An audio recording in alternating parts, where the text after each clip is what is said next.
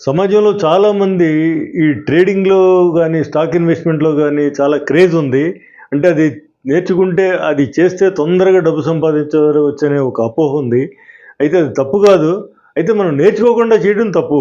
అంటే ఏంటి, మనం నేర్చుకోవడం అంటే ఏంటి అనేది లాస్ట్ వీడియోలో మీకు కొన్ని విషయాలు చెప్పాం.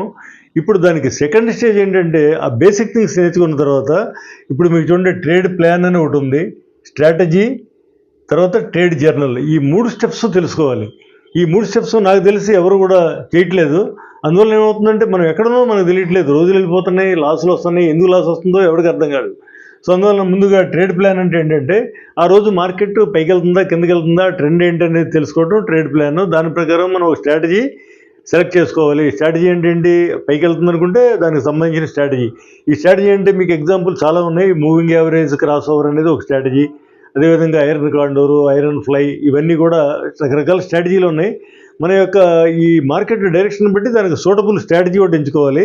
తర్వాత దానికి ఈ ట్రేడ్ కంప్లీట్ అయిన తర్వాత, ఎగ్జిట్ అయిపోయిన తర్వాత, ఆ రోజు ఏం జరిగింది, ఆ ట్రేడ్లో మనం ఏమనుకుని ఎంటర్ అయ్యామో, ఏం జరిగింది, మనం ఏమైనా తప్పులు ఏమైనా చేసామనేది ఒక జర్నల్ కింద రాసుకోవాలి. మూడోది, ఈ 3 లేకపోతే కనుక మనం ఏం చేస్తున్నామో, ఎక్కడున్నామో మనకు అర్థం కాదు. కాబట్టి దీని మీద మరిన్ని వివరాలు కావాలంటే కనుక స్క్రీన్ మీద నంబర్కి కాల్ చేస్తే మీకు అన్ని ఆన్లైన్లో ఫ్రీగా కోచింగ్ ఇస్తామని తెలియజేస్తాం.